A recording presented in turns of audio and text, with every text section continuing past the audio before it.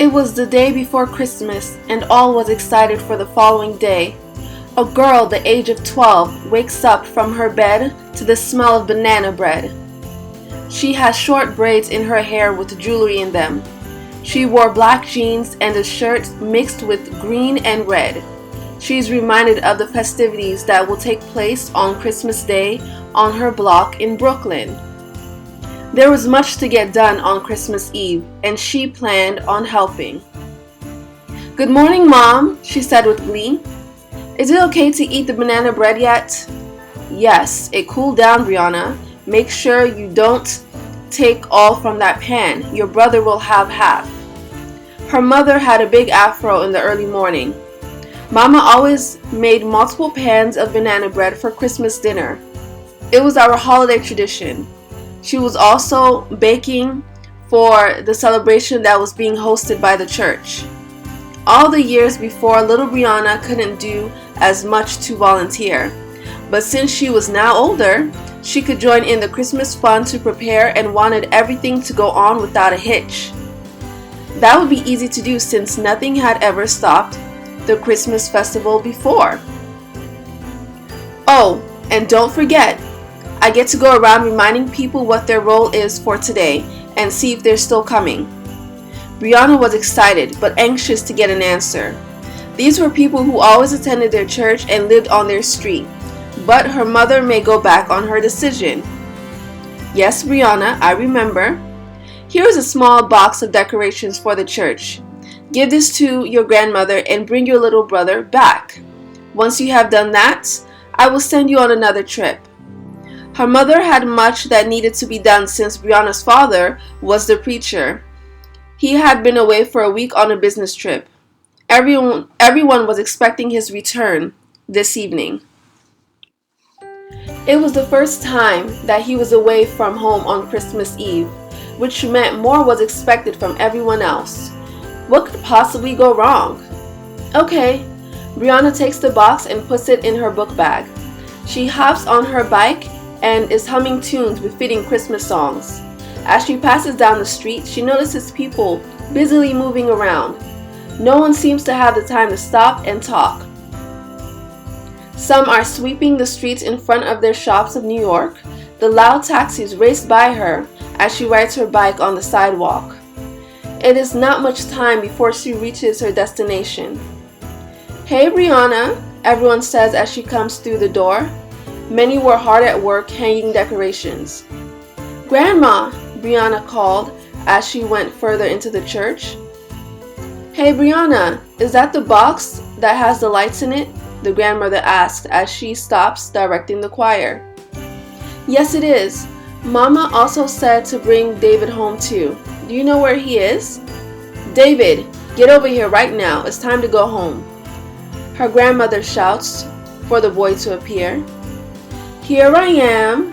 David comes running in with excitement and hugging Brianna. "So do you have the banana bread for me?" "No. You have to come home first. Mom is waiting for you." "I'll come home if you can catch me." The boy of 10 runs off with excitement. David was also very energetic, so this was expected.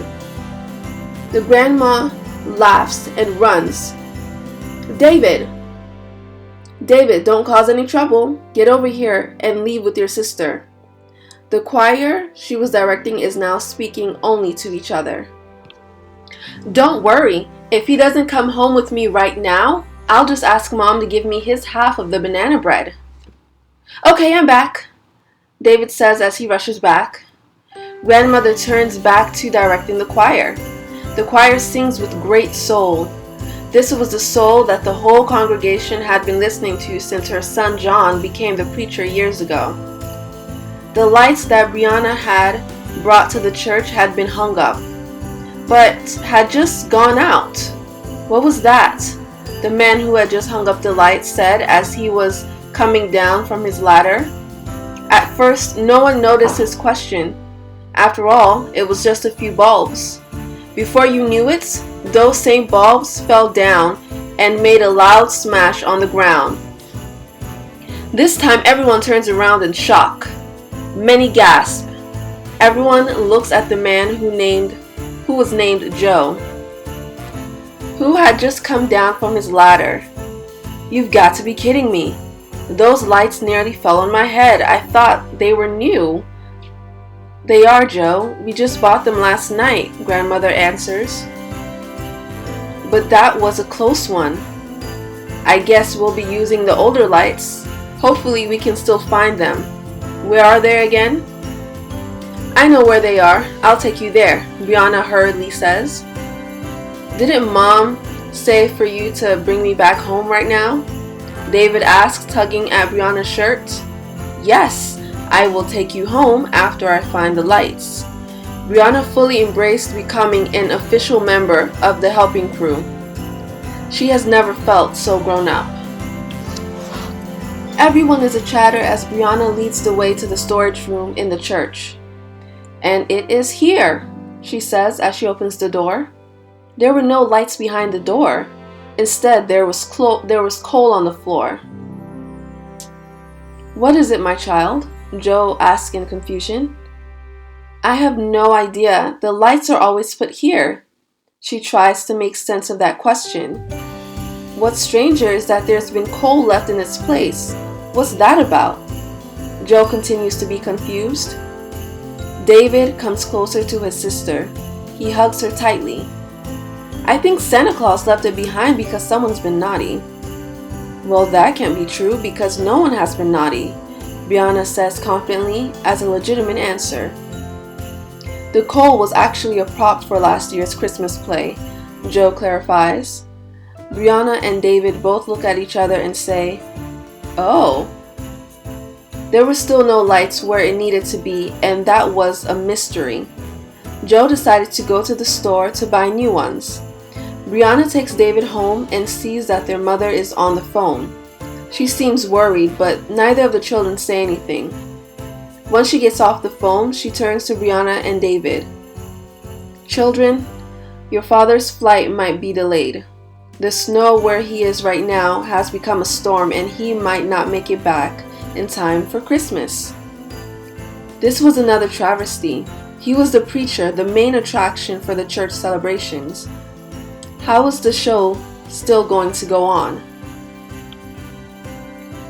"Looks like I'm going to need the two of you to do a whole lot more work today," Mom says, looking at the both of them. Brianna and David walk to the nearby store to collect the order that the church had ordered. "Hello, Brianna. I'll get your order," the store owner says, greeting them. Not much time passes before the store owner comes back, worried. "Is everything okay?" the children ask. "I'm sorry, but I cannot find the supplies you ordered. I could have sworn I had just checked them before you came into the store," the store owner says. "I will give you other supplies to help you out," the store owner hurriedly says. When the three of them walk to another part of the store, they see a small spillage of water had soaked the products. Among those products were the order they originally had. That was a very unlucky thing to happen. "Oh my goodness, all of my products are ruined," the store owner says frantically. The children were quick to help to clean up the area. As they finished up cleaning, the store owner decided to give them even more supplies for their Christmas party. Brianna puts the store supplies in her book bag before she says to David, "So what do you think is going on? Things keep going wrong everywhere we go. First the church, Dad, and now the store." "Well, it's like I said. Maybe we've been naughty and Santa Claus is punishing us," David states. "We didn't find any more coal, David, but we should try to find a way to stop it if we want to save Christmas." "Yes, Brianna, let's save Christmas!" David jumps up to high-five his sister. Brianna and David begin to go door to door to the regular churchgoers in the neighborhood to further remind them to attend the celebrations for Christmas Day. The first door that they knock on is of an old man that they have spoken to many times. "Hello, sir. We were just wondering if you were still going to attend the church Christmas morning," Brianna asks. "No, Brianna. I will be staying home alone this Christmas." Ever since Janet died last year, I just don't feel motivated to celebrate this year. The man speaks in sorrow. Everyone remembered his wife that passed away. She was once in the choir, like grandmother. Both children go into the home that they had gone into many times when their father had sometimes dropped off Miss Janet home after choir practice. The place was small and cozy. There was fire ablaze in the fireplace, and the inside smelled like cinnamon. The children noticed the pictures of the man and his wife all around. They noticed the gray hair he had even a year ago. But this time he portrayed himself as much older than that. He sat back into his rocking chair and looked away. David took a step closer to the man. "Please come tomorrow morning. We all miss Miss Janet, and if you come, we will be able to remember her again." The children leave before the man can speak again. They had many other people to address this afternoon.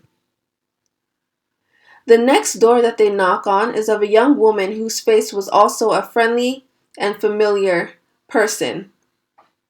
"Hello, we were just stopping by to see if you will still be performing at the church tomorrow morning," Brianna asked eagerly. This lady was a local dance teacher to the youngsters. Brianna had spoken to her mother about signing up for her class from her, but still has not gotten a straight answer yet. "Why don't you two come in and I'll give you some hot chocolate," the lady kindly says and widely opens her door. "Thank you. Even with our jacket, it's still kind of cold," Brianna speaks. "There's not a lot of snow here yet. The small flakes are clouding my glasses. I hope more snow comes by the morning so we can really have a white Christmas," David says as they are coming into the lady's home. "We can't wish for more snow, then Dad would be stuck someplace else all through Christmas," Brianna counters as they sit and wait for the chocolate. A moment later, the lady comes back with the drinks. "So I wanted you guys to send a message to your mother for me. I won't be able to attend the Christmas party this year. I just received an invitation to dance at a large festival in another city. Apparently someone dropped out last minute and some old friends working there thought to call me." "Cool, that's so great. Can we watch it on TV?" David jumps up ecstatically. "Well, it was filmed last year, but I'll ask."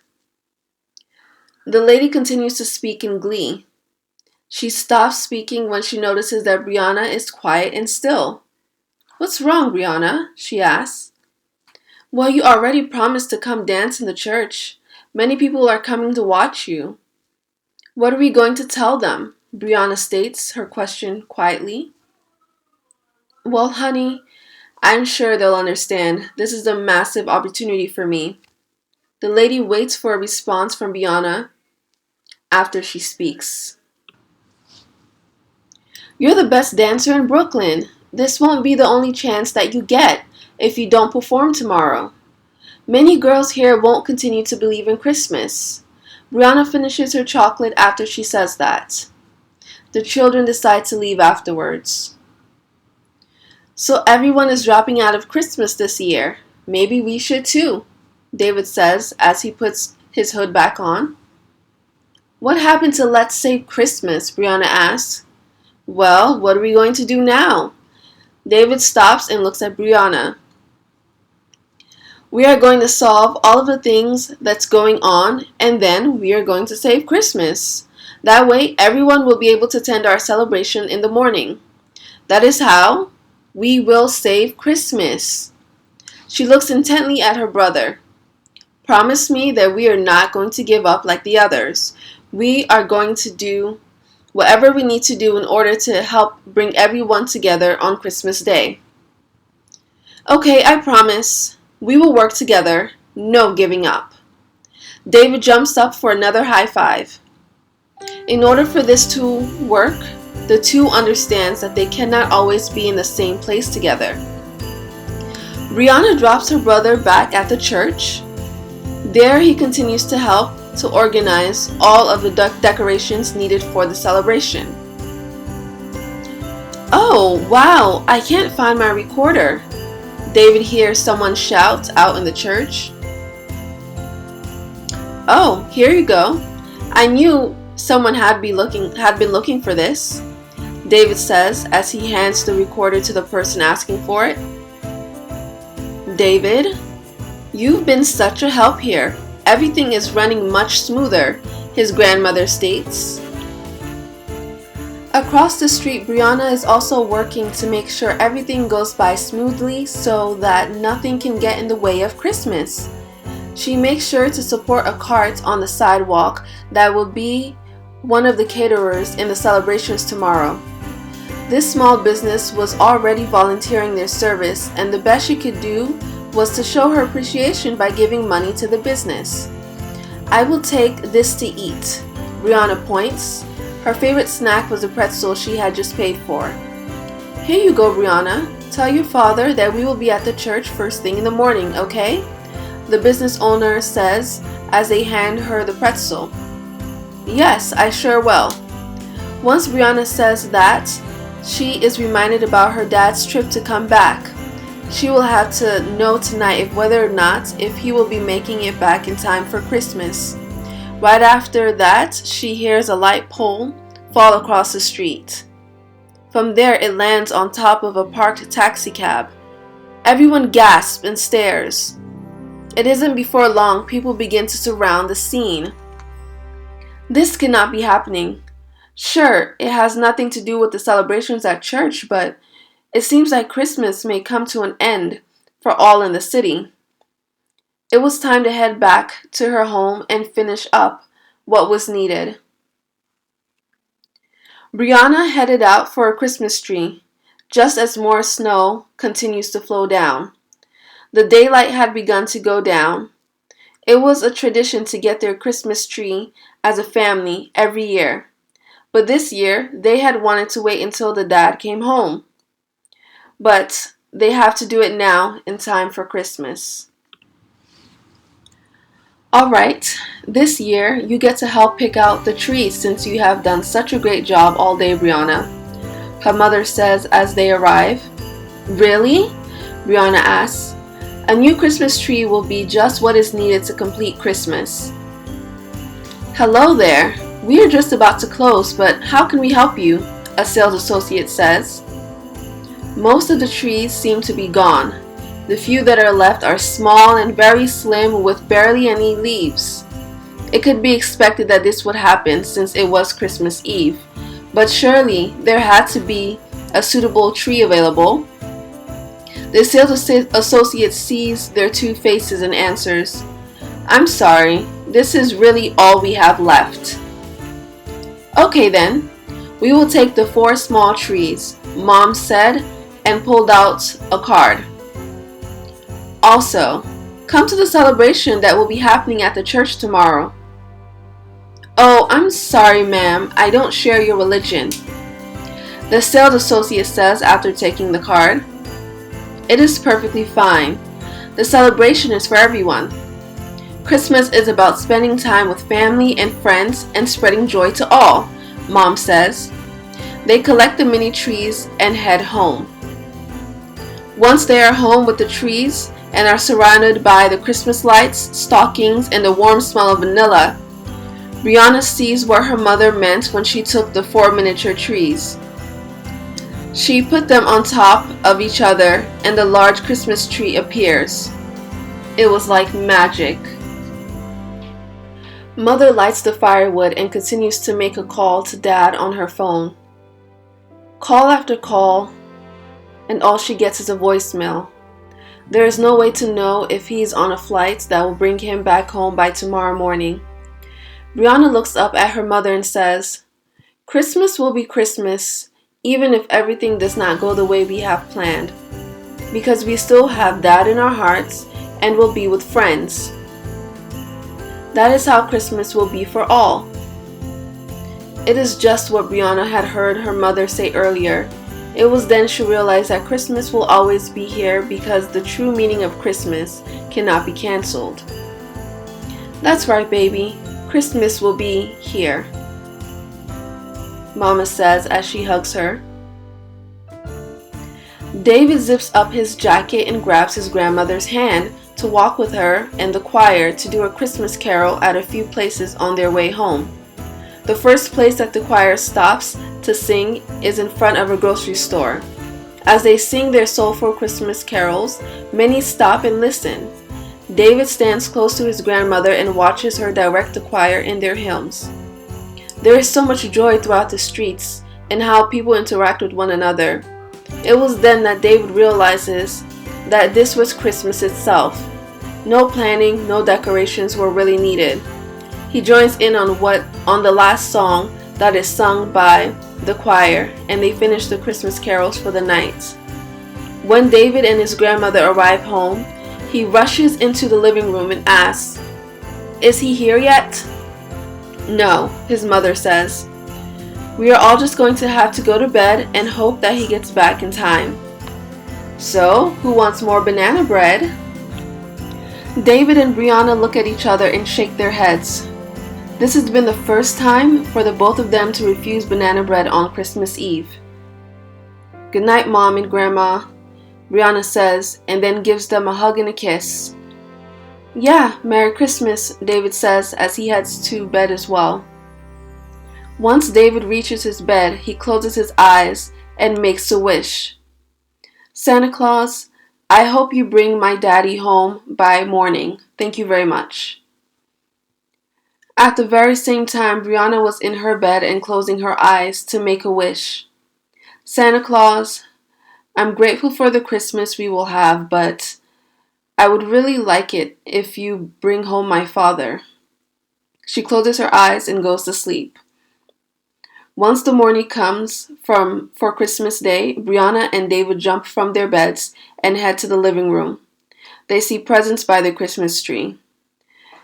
They did not see the presents there last night, but that is not what they were hoping to see. "Ho ho ho! Merry Christmas!" Brianna and David hear a man say from behind them. They turn around and say, "Daddy!" They run to hug him. "I got home first thing this morning. The flight came in very late. But come on, let's get ready for church. Your mom and grandma are already there. I only stayed behind." When they arrive at the church, everything is in full swing. New lights are hung up that makes the room so bright. On the stage is the dancer that decided to stay. The old man whose wife had passed away was already in the crowd. Even the sales associate from the tree store was here as well. The store owners that the kids ran into were also in full attendance.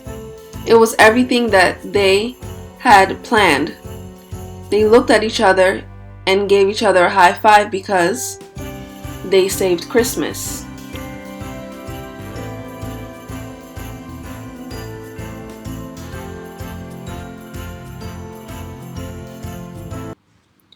Hello, this has been an original story by Adelaide Carew called A Plan to Save Christmas. If you are interested in purchasing a physical copy of this story or would like to request original content, please DM me on Instagram at IndieHood or leave a comment. Links are in the description.